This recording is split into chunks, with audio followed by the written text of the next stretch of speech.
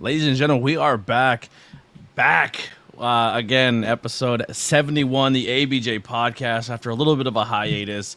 We'll dive into that another day, another time. But guys, thank you so much for the support while I was away. A lot of people came in, checked on me, meant a lot. But we are back. We're rocking and rolling. Episode 71 with Flash Carter. Make sure you guys check the links below for my guest links. Follow him on all social media, merchandise. He's got tons of it. Show all of that support, as well as links for ABJ. I just got a bunch of new merchandise, so t-shirts are available. I've been posting some of the new stuff by Logos by Hunter, so go grab some merchandise, t-shirts. Patreon is available. Patreon right now is just a general support type deal. There's nothing when it comes to bonus content or anything like that. That could be something that can happen in the future. So if you join and you have any feedback, please do that. We also have the Discord, so check out that Discord. New and improved, a lot of cool things going on there, so make sure you check out the Discord to join the community. There's always people in there chatting, whether it be professional wrestling or anything that's going on in the scene. Always people hanging out.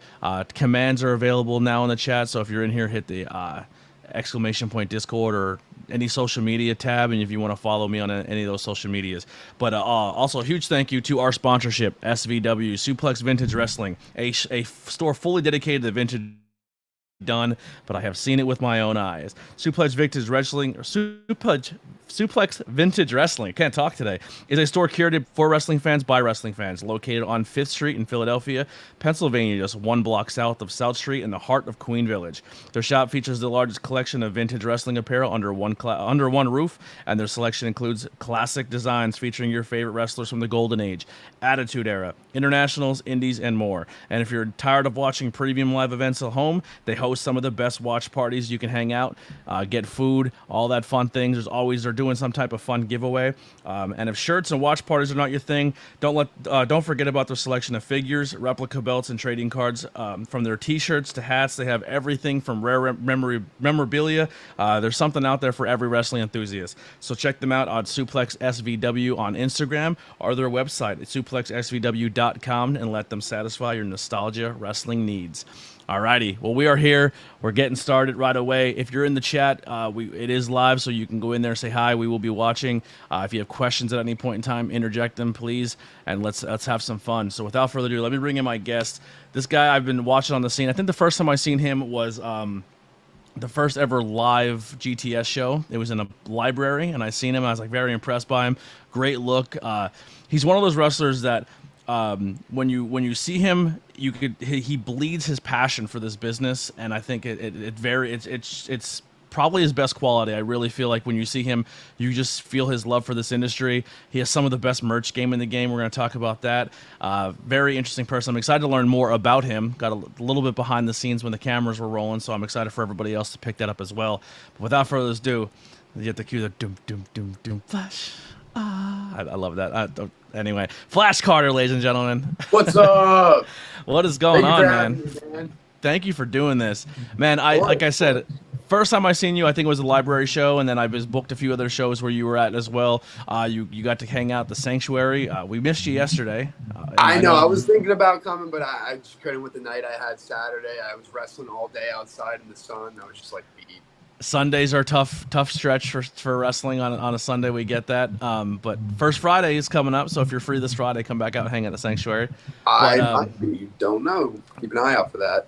Yeah. But Dad, like I was saying, man, you bleed passion for this business. It's something that it's very evident when you hang out with you, when you see you, the way you interact with fans, the way you do all that stuff, man. It just really, really shines through. And I think that's what definitely drew me to you. Oh, hold on a second. Check 1 2. You have a little bit of echo going on. Uh-oh. I think we'll be fine. But yeah, so that's the biggest thing I noticed with you is just you bleed for this industry. You seem like you're genuinely having fun. You genuinely love being there, and that is something that I think a lot of wrestlers need to pick up again, as well as me at one point in time in this industry. Is you could tell when someone's bitter or angry, or they're just there to get through the motions. You genuinely enjoy being there, being around the fans, being talking to people. Like it's a good quality you have, and don't ever lose that. Yeah, dude. I try to be like that. There's nothing I want to do in life where it's like I don't want to do it to the best of my ability. So if I'm gonna be a wrestler, like I want to be like a top level wrestler. So like I've been going to training recently. Like as soon as I was done with my school and like all that obligations that I had to take care of, I have a gap year now before medical school. I was like, I'm going to commit my life to wrestling and just. Oh, Hang on. Oh, we're back. We're back. I was like, yeah, no, I'm just going to commit my life to wrestling this year, whether it be like, paying dues, training, any kind of thing. Like I've been doing that all this summer, and I'm just going to keep on trying to do it and, just keep putting in that effort. And when it comes to like the stuff with the fans and all that stuff, like that's the part that like I enjoy the most. Like it looks like I'm having fun because I am really having fun when I'm out there. It's like, it's the coolest thing to me. I'm like watching it back, especially like, and I'm like chilling like the night of a show, I'm all beat up and whatever, and I'm watching. I'm just like, there's no way that's me doing all that stuff. Like that's crazy. But it's just like the kid in me comes out watching like WWE as a little kid. And we were talking before. I'm not even like that into like the major products right now. Like I'm aware of WWE, their storylines, but am I catching every episode? No. Like I still have a lot of other things I'm doing for my medical school application for wrestling, like I talked about. So I'm not really home like a lot watching all that stuff. But it's not like I wouldn't want to be at that level. It's just I'm invested in the stuff that I'm in right now. Like if I'm on a show, I'm gonna watch like all of mine and my boys' matches on the show. Stuff like that. Yeah. And do you watch the show Heels? I know I have not. So right now I'm in a situation where I don't have a lot of like the only streaming service I have is the ones that people have. It's free. You can watch the whole free right now though. Oh really? I'll have to check it out. I have not seen it though. I heard good things though. It is really good. So there's like this clip in the first episode of season 2, which just came out on Friday. And it's like when the guy's first getting into the business and they're just like backstage at Brothers. And he's like, it's not stupid. And he's like, what are you talking about? He's like, this shit we do is not stupid. Like the money we get from it doesn't matter. It's like the brotherhood, the fraternity, the camaraderie that you have. Like, and that's like my favorite part too about showing up to shows. It's just literally going up to everyone and being like, what's up? Because like I have memories with like every person on the show. And when you're there for longer and you get to like work every person on a roster, it's so cool because then you have like a whole day you spent with that person bullshitting and talking while you're going over your match and stuff. But you become closer with that person in the process. And it's just like a really cool thing to me. So yeah, it is definitely a really fun industry to be a part of. I was actually just talking a little bit with some of the people before a show yesterday, and I was like, I don't get how you guys plan out a match in 15 minutes and remember all of the spots or remember everything you're going to do to get to that point. I'm like, I'm such an improv person. Like, even with the podcast, I have an outline in my brain, and like sometimes I think with my guests, they get a little like, he hasn't talked to me or we haven't figured things out because I'm just so on the fly and I just have a conversation. But to translate that into just doing it on the fly in the ring is so crazy to me. And you can see when people try, and then you can see when people are good at it. You know what I mean? Yeah. It's like, wow, they're just really flowing with each other really well. The chemistry, it's a fun business. It really, really is. With that being said, when did you fall in love with the art and the business of professional wrestling? What's your earliest memory as a kid saying this is what I'm into? Oh, I remember like the first. I've watched wrestling like ever since I was a little kid. My dad was a fan, so I just grew up with it on the TV and stuff.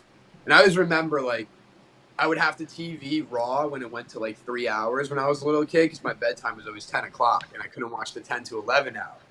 And I have like a distinct memory of like I think it was like a Randy Orton Miz cage match. And like it was the main event. I wanted to watch it so bad and I had to wait until the next day. And I went to school and there was a kid who was talking about it in like my 4th or 5th grade class. And he ruined the ending for me and I was so pissed off because I was like, I was going to watch that the second I got home. I would have watched it, but yeah, I've been into it for a while. I was at WrestleMania 27 as a little kid in Atlanta, Georgia, which is like infamously one of the worst WrestleManias. But I had a great time, and it was like a surreal experience to be there. So just like the spectacle of 100,000 people in a stadium watching two guys in a ring do like a choreographed performance was like crazy to me. But Yeah, I've never been to a pay-per-view. I've only ever been to a Raw and a SmackDown. That's it. Really? Yeah. I mean, pay-per-views aren't that special, but WrestleManias and like SummerSlams are special. Rumble's my bucket list. I've been to 2 Rumbles. I went to the one where I went to 2 where John Cena won. One was in Madison Square Garden. I was like a little kid. And then the other one was out in Phoenix, Arizona. We went with my friend's dad who lived there. And it was like a really cool time. That's sick. It was like him and Ryback. So I was like, ugh. I mean, I guess John Cena because like I didn't want Ryback. Yeah. I went to CM Punk when I was a kid, I remember. Now it's just like, I don't know. I don't know. He does a whole bunch of stuff over there that I've heard about. I've heard memes about. Yeah. We got a lot of people in the Twitch chat trolling, which I love that. Please keep the engagement coming. I love it. You guys are killing it. Yeah, so you're probably seeing like something like me is too. You see, you have a lot going on in the background. You see the Star Wars collection, the basketballs. I'm the same way, man. It's a lot going on when you're trying to be involved with everything at once. But this is the coolest backdrop I thought I could come up with. I love it. We went over all the balls that are autographed up there, and it's very, very impressive. When did you transition? Well, real quick before that, growing up, were you someone who played sports? Were you someone who was athletic? What all sports were you into? I always played baseball until like high school. I played basketball like until college and soccer. That was it. Those 3. I mean, that took up a lot of time on its own, but it was just always like really fun for me. I like basketball the best. Like I still would go out and play at the parks and stuff in Philly at college. I wasn't good enough to be obviously a college basketball player, but I had some athleticism, and I think that helps me in wrestling. Yeah. When did you transition from a fan of the business to I'm going to go to a school, I'm going to start training, and I'm going to become a part of this business? So I was, I'm really young for my grade and stuff. I like kind of skipped like kindergarten or something. I don't know. They like pushed me forward because they like wanted me to stay with the kids I already knew or something. But like I was smart, so it didn't matter. And I was 17 years old when I started college out in Philadelphia. And I actually didn't turn 18 until October 25th, which was like a good like 2 months into the semester because college, it starts at the end of August this semester.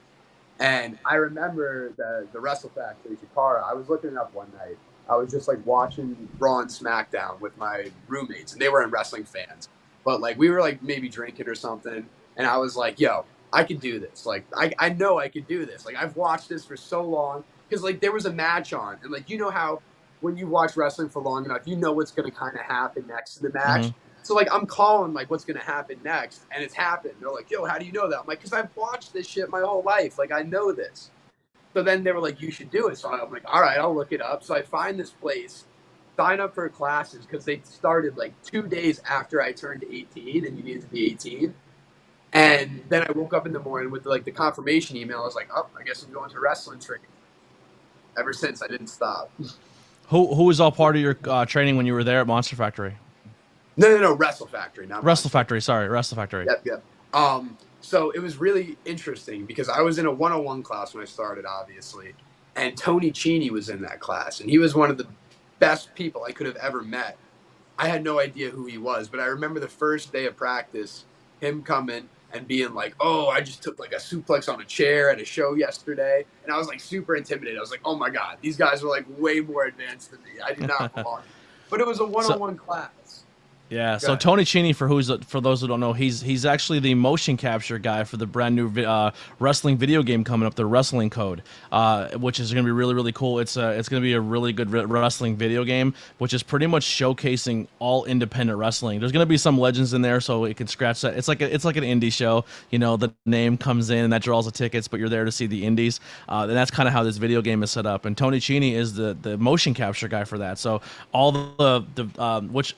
Fun fact, the guy who's the most over right now in wrestling, LA Knight, has been the motion capture guy for most of the video games for there for a while. So Tony Cheney, a cool name drop there. I like that one. Yeah, he's actually the one. He brought me to one of the motion capture things, and I got to help motion capture DDP into the game. That was like one of the coolest experiences. And we did that at the Nightmare Factory in Georgia, which is like Cody Rhodes' school.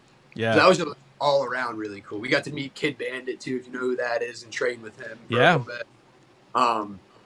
just like a whole bunch of really cool stuff. It was like I'm trying to think. There were some other people there too. I can't remember the names off the top of my head, but it was just a very, very cool experience. A lot of Waffle Houses. I've never been to a Waffle House before that.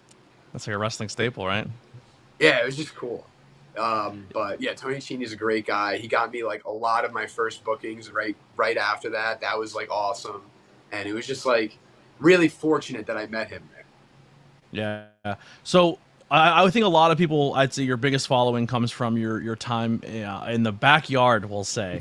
Now, when I say that, I don't say it in a negative connotation. I mean Grimm's Toy Show, which has been, I think, a huge platform for you. How did you get involved with Grimm and start working there? So that's literally Tony Cini. I had never been like on shows or anything. I did the 101 class, and that was it. Like Tony Cini didn't do the 201. He was just like there to learn a little bit. And he told me like I like to do seminars, do a couple week classes here and there, which I like respect. That's a really smart approach to it. He's got a great wrestling mind. But I did like 201, 30. I went like all the way up to like 501 or whatever. And then they were like, okay, you just got to join like the regular class, like the weekly class now. So that happened. And in the middle of all this, COVID was going on.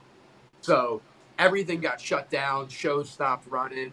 And I was like trained at this point for a year, like decent enough to start doing like matches and stuff. But there was just nothing happening because of COVID. And I'm on the boardwalk, the Jersey Shore boardwalk one day, and just randomly I hear this voice. And I don't know where I know it from, but I know it. And at that point, I had also taken a picture and put it on my Instagram with the people in my class. And this guy I went to high school with was like, yo, that's Tony Cini. He's a wrestler. He does this and this. He's like kind of big. And I remember watching some of his stuff. And then I'm like, that's Tony Cini. And I look behind me and it's him right there, like getting tacos or something. So I go over and I'm talking to him. And he's with like Zach Ruby and stuff. If you know, that's another wrestler. And they're like, yeah, we got this show tomorrow. You should come on by and see if you could help out. So it was like a GTS one. And I went by and they're like, yeah, we need a jobber for today. So I was the jobber. And I jobbed to this guy whose name was like something Moxley. Like he was a John Moxley ripoff. Yeah. Billy Moxley. And yeah, it was actually like really cool because I was like never in a match before. And now I'm like on camera in front of like, I think it got like 80,000 views because that was like a big dude return too, the Moxley guy. So it was just like a really cool thing. And then Grimm liked me. He's like, yeah, keep coming around. And, you get like a little bit more of an opportunity, a little bit more. And I guess he liked what I was doing. And then eventually I became like a mainstay on the show. Yeah. One of my favorite things about Grimm is you can watch that channel and see names before their names. Like you can see like the MJFs and like Thunder Rosa was already big, but like there's names that you could see that were on Grimm's that are now megastars. But also I hear stories all the time where someone like you are coming to the yard, or now my buddy Precious, just fresh as you could be, fresh as a daisy, enter Grimm's backyard and he sees something in you, or he builds a character off you, and then you're a mainstay for a year or two, and he helps people get a following and people become fans. Like honestly, I really love what he has going on there, and I you're one of the biggest products of that. Like you, Corvus, Jay the Key, like people who came from the Grimm side of things and really make names for yourselves out there. Yeah, Jay the Key, first of all, shout out. That's my best friend right there. But no, like what you just said is like spot on, and like that's why I hate anyone who will like shit on Grimm's or whatever, because like whatever you want to say, like at the end of the day, he probably pulls more views than like almost anyone but like the big like 5 companies out there. Not only Precious was on GTS, but Precious is the tag and trios tag team in the same weekend. Yeah, that just happened. Wait, I don't know if that's posted yet. Oh, never mind. Cut that. Yeah. I don't know the schedule. I just heard about it. Yeah, that's why I was like, I don't know. Oops, cut that. My bad. Yeah, Precious has been doing some stuff at GTS, as well as a few people. Me and my main man, Grimm, right now are the tag team champions over at GTS. If you want to see us defend them, you got to tune in to Suck a Slam, though. Check out what happened. My bad. I didn't know the recording schedule. I've been out of the loop. Maybe a teaser. Who knows? Editing can happen. Hopefully Grimm doesn't see that. Yeah. My bad, Grimm. Don't beat me up. I did a match with Rocket at Grimm's last week. That was really fun. And I had this TV from my college dorm, and I was moving out last week. And when I was taking all my stuff out, because my lease is up today, July 31st, the TV dropped and broke that I had for like 4 years. So I was like, damn it, this is a broke TV. So I was like, you know what? I'm going to bring it to Grimm's.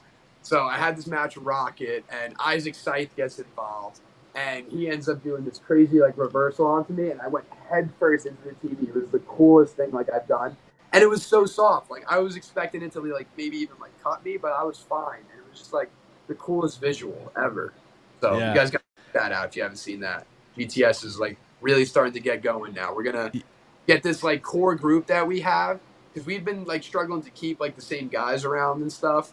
And I feel like if we have the group that we have right now, we can build a really cool product. Like there's some really good wrestlers there. The best there's been in a while. Yeah. Rad, if you know him, Radley Belmont.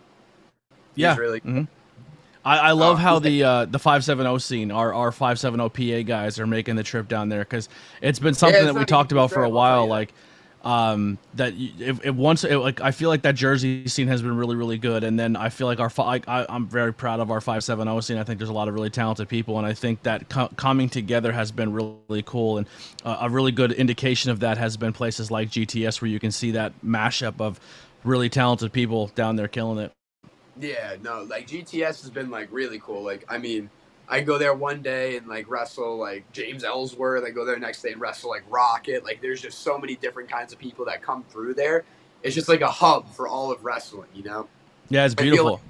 I feel like if you're on this like coast, like northeast side of wrestling, and you're on the indies, at one point you're gonna end up in Grimm's. Like, that's just kind of, it just goes like that, you know? Yeah.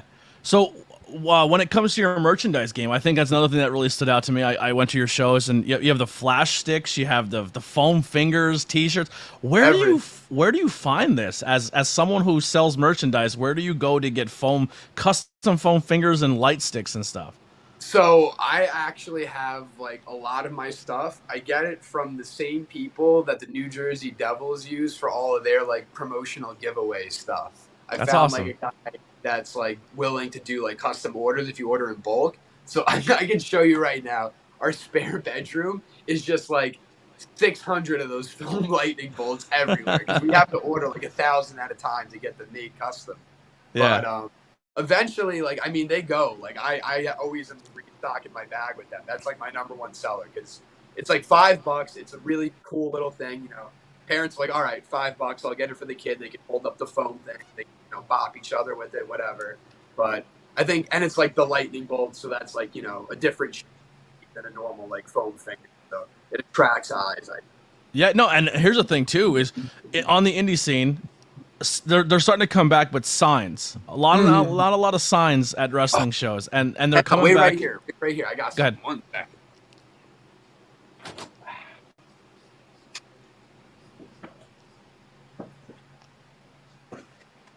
He's pulling out a sign. I haven't gotten all of them, but like, I usually take a picture, or if they'll let me take them home. I have like a bunch of ones that I've taken home before. Oh, that's awesome. Cool ones like that. Like this one is like, what is it, UWC one? That's awesome. So you go up to fans and ask for their signs? No, sometimes like they'll give me them, and like I'll just take them, because like. Have you gotten a drawing yet from Gavin? Maybe honestly. Have you heard? If you haven't, then you haven't. So Gavin's a little fan who goes to wrestling shows in our area. Right? Yes. Yeah. I've met him. Yeah. Yeah, you've made it when you get a hand drawn sign from Gavin. But yeah, so signs are coming back. But I think what makes you stand out too, when people go, wait a second, during the match, everyone was running around with these foam fingers and light sticks, and you don't see those at independent shows. Like, that's just not an item you see around. And then you see on camera and photos these foam fingers and people going crazy. And I think that's another way people associate with you and remember you as a talent, is because that's such an odd and unique item that you sell at your merch table, that you sell cheap, and you sell and you do very well selling them, that people are like, yo, he's the kid with the foam fingers that was at the mat. Like, I've heard of people refer to you as that, like, because of that. I think it's super smart. The craziest thing happened. So, like I said, I'm always like into how do I put this? Like, I want to leave my mark on like the fans. So even if it's like the littlest thing, I have business cards that I'll give to kids, because, you know, kids are always like, oh, I don't have money, but I want something. So I'll be like, oh, you could take this, and I'll even sign it for you on the back, so it feels like they get something. while the only thing they're getting is like something promoting me, which, you know, it's still cool. They get like an autograph thing, but now they could look at that, follow me on wherever, because I have all my socials on it. And sometimes, like, I'll just throw out the bracelets. I sell them for $1, but I just throw them out when I'm walking out or at intermission sometime. And I was at a club in Philadelphia after I took all my tests and everything, celebrating with my roommates. And this guy comes up to me and, like, taps me. And he's like, "Are you Flash Carter?" And I was like, "Yeah, you know me?" And he just goes like this, and he has my wristband on. And it's the coolest thing ever. And I was, like, shocked. That's sick. Yeah. Someone in the chat. This happens a lot on the chat. I guess because we were mortal enemies for a while, but we have become friends. But someone's already making a match here. They want to see Flash Carter versus Ricky Price. Oh, I've heard that a couple times this weekend. Yeah, I like Ricky Price. We could definitely do that. We got to get somewhere to book it. Maybe that first Friday at Sanctuary. If you guys both come on Friday, that could be a fun match. My buddy here saying I need to move to the Northeast area. The scene out there seems so much cleaner. We have great talent here, but there's some sketchy people. He's from Kansas. Sketchy people everywhere, brother. Oh yeah, there's sketchy people everywhere. Leon the King says Flash stands out at the indie shows. I totally agree. So one of the things, another question I like to ask is something that you see all the time or you hear about, maybe backstage, but not so much as fans, but when you're in a business or in your industry and you have that aha moment where you're training everything you've been doing, where you still have the nerves. I'm not saying the nerves go away, but you have that moment where you either work with a talent or you have a conversation with somebody. You just get that in-ring time and you're like, everything just kind of feels like it finally clicks. Like you have that snap moment where you're like, oh, I get this now. You know what I mean? Or you feel like you've hit that next level. When has that happened for you in your career, or has it happened at all yet? I think, like, you could say, like, there's levels to it. Like, I feel like I apply this to everything in life, not just wrestling. Mm-hmm. But, like, life is all about making mistakes and then learning and not making the same mistakes. So if I fuck up, like, one way in wrestling and, like, I get heat for something, like, even if it's, like, the stupidest, littlest thing, you will not catch me doing that ever again. Like, I'm, like, very serious about wanting to become better, like I was talking earlier, better at everything I do.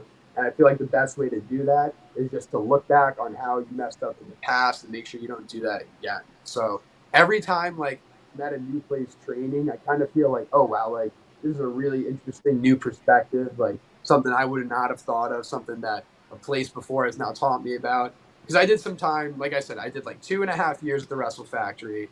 I spent like 2 months one summer at Creative Pro in Long Island, which was like really far away. And now, like, I've been doing the last couple months at CZW, and they're really, really smart over there. Like, Deshaun Pratt. Yeah, love Deshaun. Yeah, dude, Deshaun is the best. And I was literally having this exact conversation with him. I'm like, I'm here because, like, I want to get better. Like, I know that I don't know everything. I know that there's still so much for me to improve. I'm so young, and there's, like, I can do so much more in this with the proper teaching and learning. And that's why I'm there. And, like, he's a good person to link up with. If I was in the business, and Deshaun has said it on this podcast, he doesn't want any money. He just says, pay me in sweat. Come to the dojo and pay me in sweat. And if Deshaun's willing to give you a free education and all you have to do is work your ass off, take that education because Deshaun's a good human. Hell yeah, dude. Deshaun is one of my favorite guys. Yeah. But no, like, just the time, I guess, spending there. And then when I do, like, the things I learn in training in a match and it goes, like, over really well, that's, like, one of those moments because I'm like, oh, like, damn, like, they really do know, like, what they're talking about. And, like, obviously they do and stuff. But when you see it, like, executed good in a match, you're like, that's just, like, crazy to think. I was just, like, walking through that in practice last week, and now, like, we're doing this, and it's going the whole, you know, at 10 speed, and it's looking crisp and everything. Yeah. I did everything you just said, that like the Long Island CZ, like, you're putting yourself in the right positions to get better at what you're doing, and I don't know, man. I think you're on a really, really good track. I'm super excited. I'm excited for you. Like, I don't know. I try, man. I try. I don't know. Like, everyone's like now starting to be like, oh, he's going to medical school. He's going to be a doctor. And this. No, and that. Have something to fall back on. I know. I still, like, really want to go for this, and, like, that's, like, probably my next big decision because I still have to obviously see where I get into or not for medical school. But then if I do get into, like, somewhere far away, it's like, do I want to start kind of all over in a new place? Do I want to just keep it up? Like, I kind of want to stay in this area, maybe. Like, that's a thought, and just like Mm-hmm. continue to do this because medical school is grueling and stuff. But like, I would still probably be able to wrestle What do you in this what do you area. want to do in medical school? Like, what is your goal? Cardiology. So, Okay. I mean, really, like, I want to be like a cardiovascular surgeon, but like, obviously, you got to get through medical school before you get to surgeon school. So it's one step at a time, you know. Yeah, But that's the end goal. Is there a reason why you picked that industry or field or that part of the body? I've shadowed like 4 different types of doctors now, and it's just the one I found the most interesting. Like when they are like literally, they do this. It's do you know what a cardiac catheterization is by chance? It sounds intrusive. It's not at all. Actually. It's like one of the most common things. Like so, like a lot of old people who smoke cigarettes get it. It's when your like arteries start getting a little plaque and they start getting blocked. So you go for these tests, and then if you get a certain percentage back blocked, the doctor will be like, okay, we got to put in what's called a stent, and it's just like this little balloon that blows up and it like opens up that artery. But the way they put it in is they go in through the artery in your thigh, your femoral artery, and they just put like a pipe cleaner looking thing, and they shimmy it up there, and then they press a button, and it blows it up, and then they shimmy the thing out, and then you're done. That's But, crazy. that's for, Are like, you the- awake for it? You're under local anesthesia, so you won't remember it, but you'll be like biologically awake for it. Yeah. That's crazy. I think that's the artery in your leg that I'm a Commanders fan, but back in the day when they had a different name, Sean Taylor unfortunately was in a home invasion and he was shot in that artery. Yeah. And he actually bled out and died. That's like so I guess that's the main one you go into because I guess it's the largest one or something, right? Yeah, that's the easiest way to get up to all of these arteries up here, because a lot of the time they won't do a stent like I just said unless it's almost 100% blocked, with the exception of the arteries that supply blood to the heart itself, because those are the most important. You got to keep your heart beating. I always question like when someone's like, I'm going to medical school, because obviously people just think of it as a broad spectrum, but there's so many different things you could do. It's like, how do you go from like I want to do heart doctor, I want to do this, to like I'm gonna be the butt doctor or the PP doctor, or you know what I mean? Like you're like, all right, well this ain't working out, I'm gonna try this field. How it works actually is your first 2 years of medical school, you do each rotation. You go through 8 different things. You have to do OBGYN, you have to do psychiatry, you have to do pediatrics, you have to do like internal medicine. So you get to go through it all. I just kind of like have the idea that I want to do it because I shadowed those doctors, and now it's like getting into medical school is crazy. That's why I haven't been able to like be training like the last few years consistently as much as I wanted. I'd have to volunteer like 10 hours a week. I'd have to shadow doctors for the whole summer when I wasn't in school. Like they just want you doing a ridiculous amount of stuff. I'm just so happy it's like in the past now, and I actually have free time to do wrestling stuff. Like it's the best. Yeah, it comes down to those reps. You don't get good unless you get the reps, and obviously that's an industry you need to be good at, so you're going to do a lot of reps. Like I said, it'll be like 12 years before I get to be done with school if it goes the way I want it to. So, yeah, well, as long as you can balance both and wrestling and doctor stuff, it's gonna be successful for you. Well, let's dive into the name here, Flash Carter. Right. How did you land on this name? How did it come about? Carter is the shoot middle name, so you can go put that on the GTS wiki. Go ahead. There's your little snippet of information. As I already spoiled Dude, something, right? they have that I'm Jewish on there. I don't know how they even got that. They got everything. But yeah, no, that's my shoot middle name. And I was gonna go Jay Carter because my real name is Jared Carter. But someone was like, no, that's boring as shit. So I was like, all right, well, what do we got? And then we were like thinking. And then this one guy had a keychain with the Flash logo on it. And he was like, Flash Carter. And I was like, yes. And Now, once you landed that name, did you start looking into more like Flash comics, Flash TV, or do you just stay away from it because it's too much? Not really. I mean, like, yeah, like I always like laugh when like it's like something with Flash now, but like I actually watched the CW show for a couple years when I was younger, but I stopped watching it, and I don't know. I know they have like 5 more seasons now. I can't. Yeah. It started off really good. I liked that kid a lot who played Flash. The only gripe I had with it is it seemed like he had a really big head and it looked weird in the costume. He I looked like like a that Funko dude. Pop. He was. I don't know. He was a good Flash. He was a good Flash. He They should have was. He used was him a for good the Flash. movie. They should have Yeah, used him for that movie they had. and not the creepy dude, right? Yeah, I heard he has a whole bunch of problems. Not Oh just my like goodness. breathing, like drugs and like fucking weapons and all this stuff. He's got Yeah, charges with. he got canceled, and everyone's like, "Who cares?" It's like pro wrestling, you know, and just like, come back. Ah, No one talks about it. We'll just keep going. yeah. We'll just run it under a different name or something. Just Yeah, change yeah. it. We'll just drop your last name. Nobody will ever know. Yeah, I'll just be Fast Carter now. Yeah. So besides professional wrestling, what are some of your other passions? You said basketball and stuff like that, but if like, what else are you into? Like, obviously, you have the Star Wars thing. Are you a gamer? Or you read? I play like only sports video games. So like right now I'm playing a lot of MLB The Show, if you know it. Okay. My Diamond Dynasty team is pretty legit, so no one wants to play me in that. I got the 99 Derek Jeter you get for getting like every card in the game. My little brother's a MLB streamer. He Oh goes yeah, yeah. He's on Twitch. He goes by Captain Butters. I don't even know if I have Twitch installed anymore. But you should tell him I want to play him because no one beats me in Diamond Dynasty. There you go. And there's another streamer that I found, and I guess they became friends or they know each other. But I found him on TikTok. It was so random. He plays MLB The Show, and then like if something crazy happens to the game, somehow he cuts to like a green screen of him in front of like the thing, and he'll be like screaming at an umpire like, "Umpire, I can't believe you missed that call!" Like he's like such a like he'll be playing the game, and then he'll cut, and it'll be a screen of him on a green screen, and the umpire just stand there in game, and it's him in the game like screaming at the like he's so wildly entertaining. I wish I knew the guy's name, but I seen him on TikTok. But yeah, MLB The Show is insanely. I don't have the patience for it. Baseball's one of those sports. Growing up, I don't have the hand-eye coordination to hit the ball.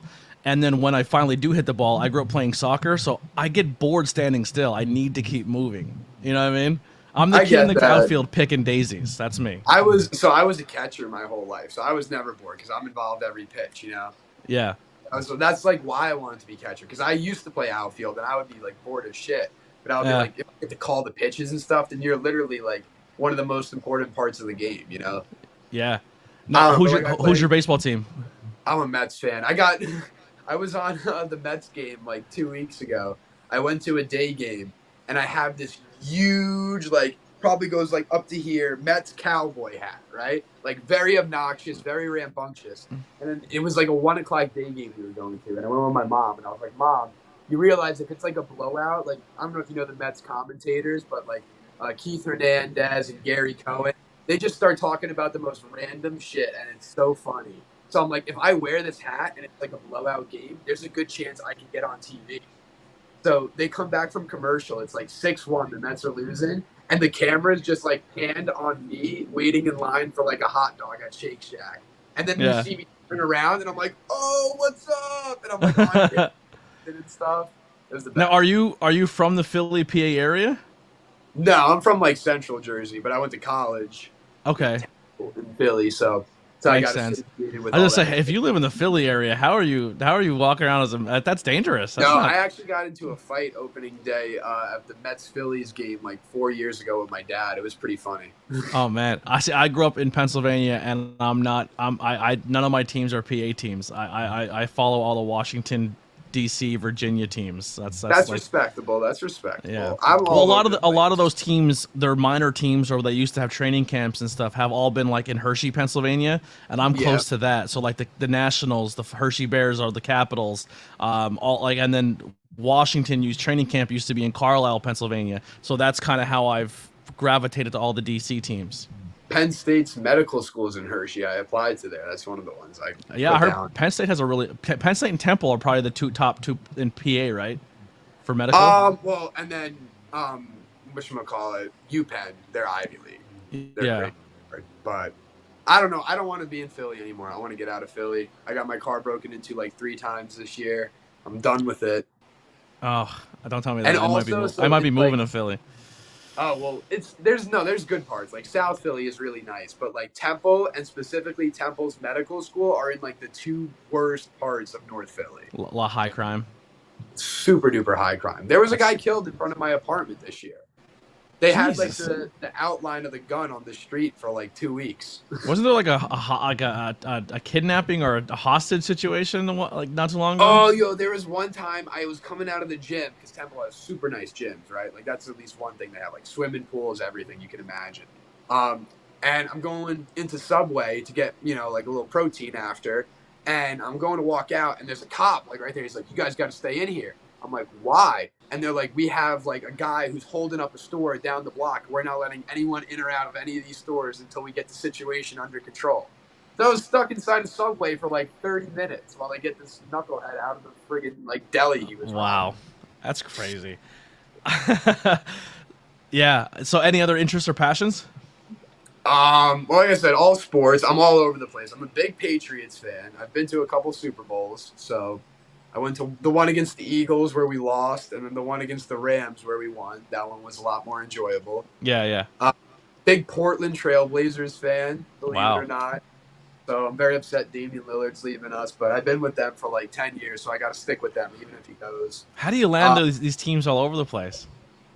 There's reasonings behind them all. So the Patriots, when I was like a little kid, because my mom's a Cowboy fan and my dad's an Houston Oiler turned Tennessee Titan fan. Okay. They're like, okay, we want you to pick one of these things, and they had like a case of every mini helmet, and I picked the one of the Patriots guy in like the 3-point stance. The Yeah, great logo. Great logo. Yeah. So I picked that one, and they just started buying me Patriots shit. And it just so happened that I was born in '01, which is like when they won their first Super Bowl. And like I was growing up on them losing 2 Super Bowls to the Giants. Those were my first memory. So Yeah. I hate. They were like losers to me. They weren't winners until we started beating the Seahawks and the Falcons and all those ones. Could you imagine? Yeah, my team lost the Super Bowl, so they're losers. Come over to the Commanders side where You we're guys just terrible. You still have one from the '90s you can remember. That's not that long ago. Yeah, I was alive for when they beat the Bills. Yeah, I was very young, but I was alive for it. Yeah, see, I was happy because like I was technically alive. I was 0, 2, and 3 when the Patriots won their first 3, and then they lost 2 to the Giants, and I was like, oh my god, like they're never gonna win again. You're making me feel so Tom old. Brady Your whole dynasty, your childhood was the entire Patriots dynasty. I know it's crazy, and I was thinking about it the other night. I was like, I'll never be able to watch a quarterback that's better than Tom Brady in my life. Like I've already seen the best because You'll never see a like coaching coaching QB combo like that ever again. Just crazy, like 10 Super Bowls. That's insane. It's unheard of. It is. But no, them and then Devils and Mets, I like. Those are the local teams. And I like Portland because when I started getting into basketball in like 2014, they were the team that drafted me in 2K. So I just like that. That's sick. Now we'll end here. I like name dropping, plugging people, getting more names out there for people to be aware of. Who are some of your favorite matches that you've had in this industry, and who are some matches that you haven't had that you want? Ooh, I'm very like against like putting out those lists and stuff. Like I know everyone likes to put out their little list. Of, I like, love speaking things into existence. You would feel not like believe so- how many times people have said stuff on podcasts or on my podcast, and it has come true for them. I'm just saying. I'm not saying I have that much stroke. Maybe the universe listens. We'll start with the favorite ones, I guess. Let's see. Very recently, I think my matches at UWA Elite, if you know that promotion, have been like killing it. I had this crazy like half an hour TLC match with Eric Corvus. We just like absolutely killed each other. That was awesome. He's really good, but I like his brother Pete better.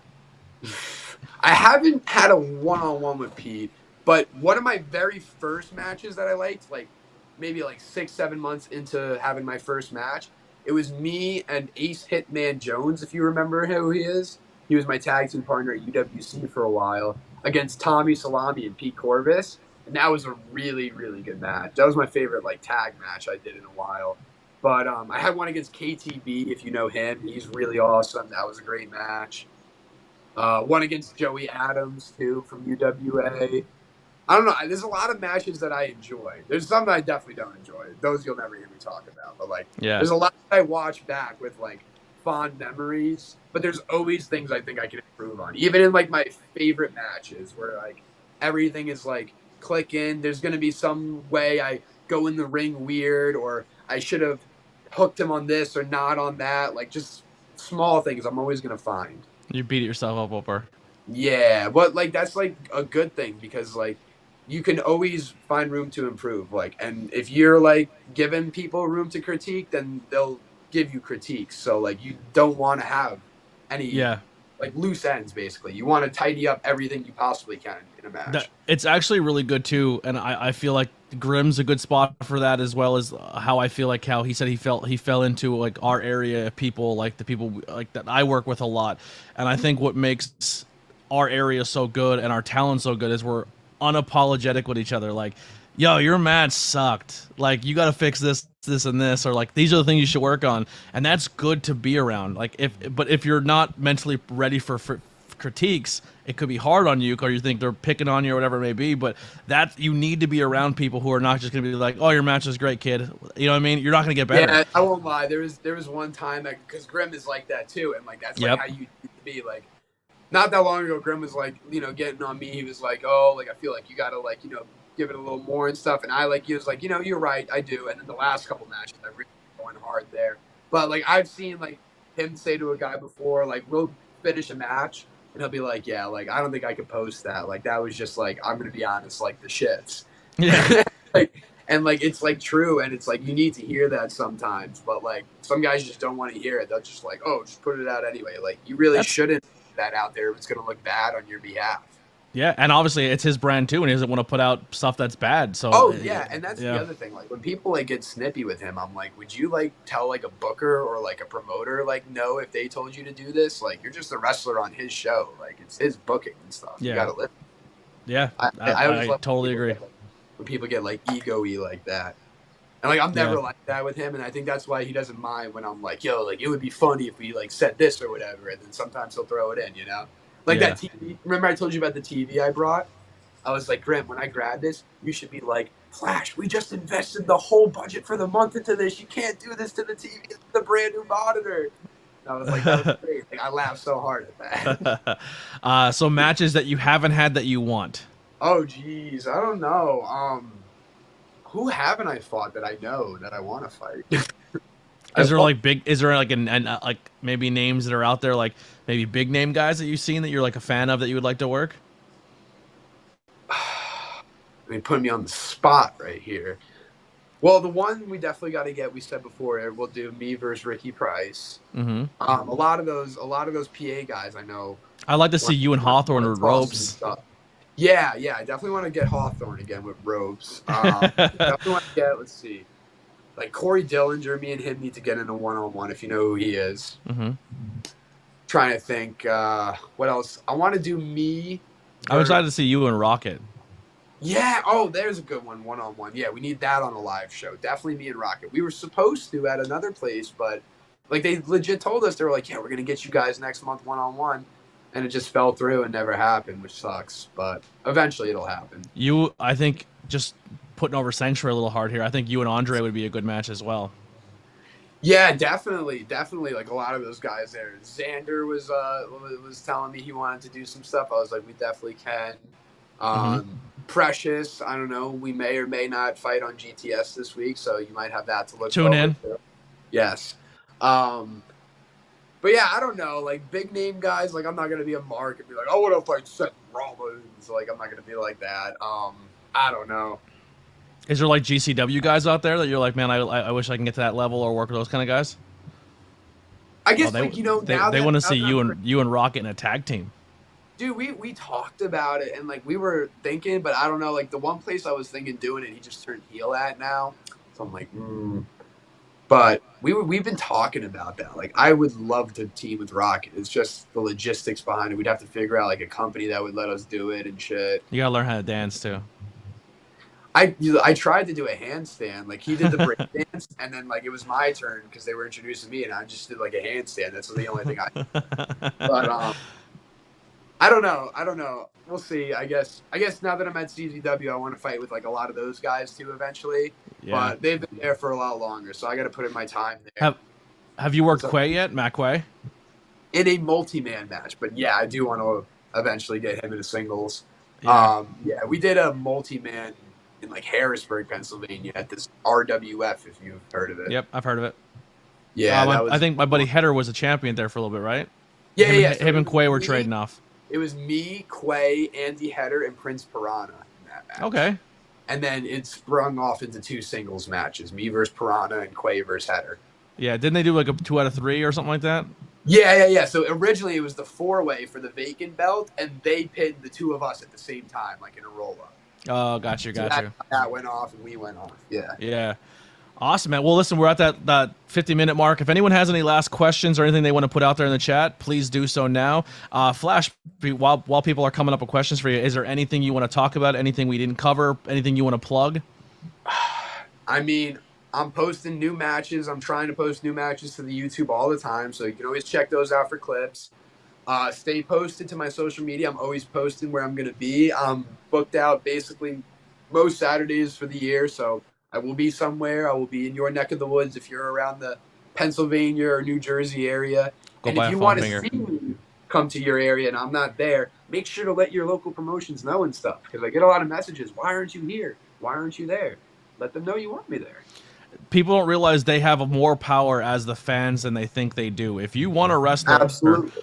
on a podcast, you want a wrestler on a local show, tag them, because especially if a promoter's like, "Yo, who's this guy coming getting his name tagged all over the place?"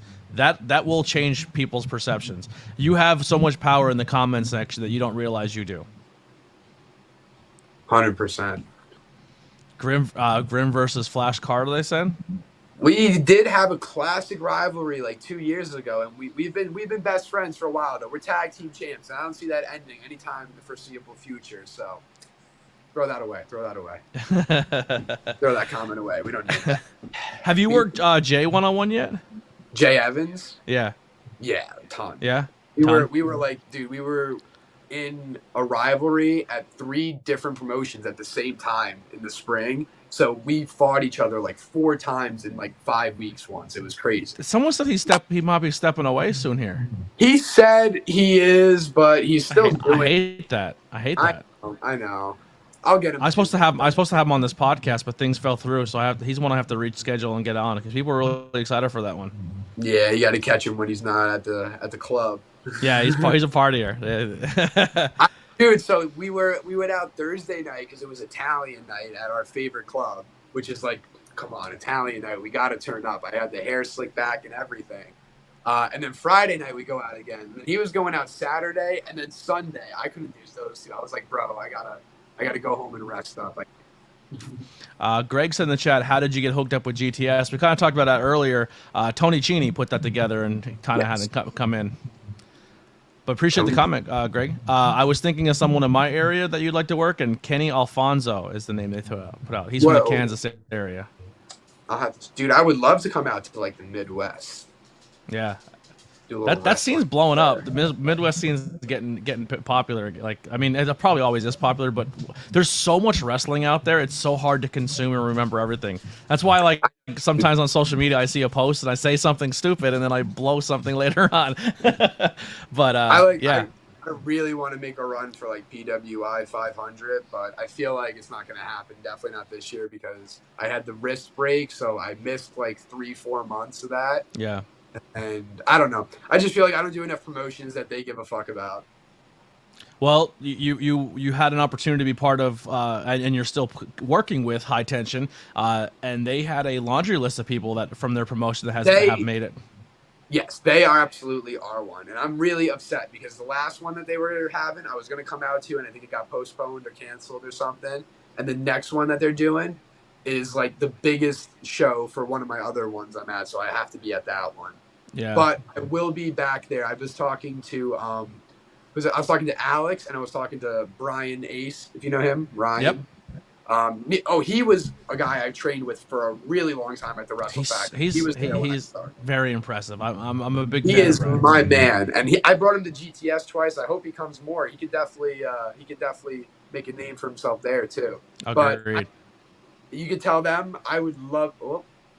Have you ever tried the new Northeast Wrestling as promotion? New is like the abbreviation. Oh, okay. Northeast Wrestling. I have not, but I will look into it. Once again, tag them. We'll let the promotion know you want Flash Carter there.